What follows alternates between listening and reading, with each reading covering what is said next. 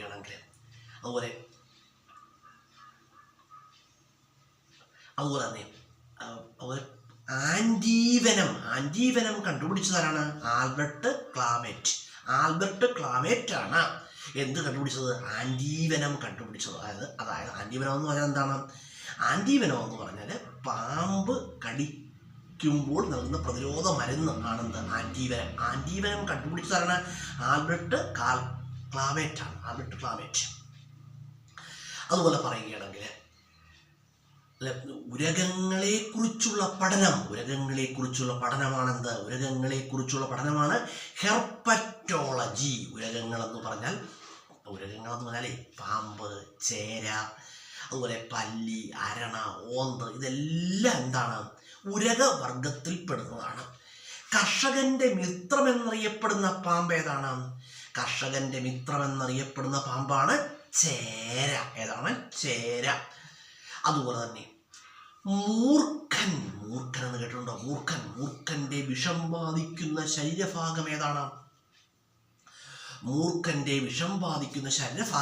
ഏതാണ്? തലച്ചോറാണ്. അതുപോലെ തന്നെ പറയുകയാണെങ്കിൽ അണലിയുടെ വിഷം ബാധിക്കുന്ന ശരീരഭാഗം ഏതാണ്? വൃക്കയാണ്. വൃക്കയും രക്തപര്യന വ്യവസ്ഥയുമാണ്. അണലി മറ്റൊരു പേരിൽ അറിയപ്പെടുന്നത് ചേനത്തണ്ടൻ. ചേനത്തണ്ടൻ എന്നൊക്കെ അറിയപ്പെടുന്നത് അണലിയാണ്. അണലി ഭയങ്കര വിഷമേറിയ പാമ്പാണ് കേട്ടോ. അതുപോലെ ശംഖുവരയന്റെ വിഷം ബാധിക്കുന്ന ശരീരഭാഗം ഏതാണ്? ശംഖുവരയന്റെ വിഷം ബാധിക്കുന്ന ശരീരഭാഗം എന്ന് പറഞ്ഞാൽ ഏതാണ്? ശ്വാസകോശമാണ്. അതുപോലെ തന്നെ പാമ്പുകളുടെ രാജാവ് എന്നറിയപ്പെടുന്ന രാജവെമ്പാലയുടെ വിഷം ബാധിക്കുന്ന ശരീരഭാഗം ഏതാണ്? രാജവെമ്പാല കടിച്ചാൽ വിഷം ബാധിക്കും. ശരീരത്തിന്റെ നാഡീവ്യവസ്ഥയെ ബാധിക്കും. അതുപോലെ തന്നെ രാജവെമ്പാലയുടെ ഭക്ഷണം എന്താണെന്ന് അറിയാമോ? രാജവെമ്പാലയുടെ ഒരു ദിവസത്തെ ഭക്ഷണം മുതൽ ഒരു മൂർഖനാണ്. രാജവെമ്പാലയ്ക്ക് ഒരു ദിവസം ഒരു മൂർഖനെ ആരും ഭക്ഷിക്കും? രാജവെമ്പാല ഭക്ഷിക്കും. രാജവെമ്പാലയെ കടിച്ചാൽ ആ സെക്കൻഡിൽ വരിക്കും കേട്ടോ. രാജവെമ്പാല എന്നല്ല, ഏത് പാമ്പ് കടിച്ചാലും എന്താണ്? ഏത് പാമ്പ് കടിച്ചാലും ശരിയായ ട്രീറ്റ്മെൻറ്റ് ലഭിച്ചില്ല എന്നുണ്ടെങ്കിൽ, ശരിയായ സമയത്ത് വേണ്ട സമയത്ത് ലഭിച്ചില്ല എങ്കിൽ എന്ത് ചെയ്യും?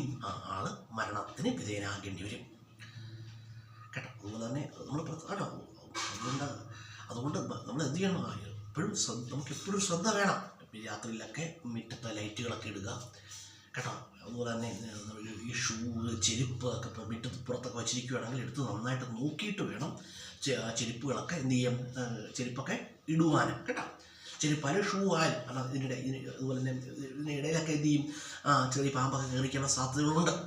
അത് സൂക്ഷിച്ചു വേണം കേട്ടോ.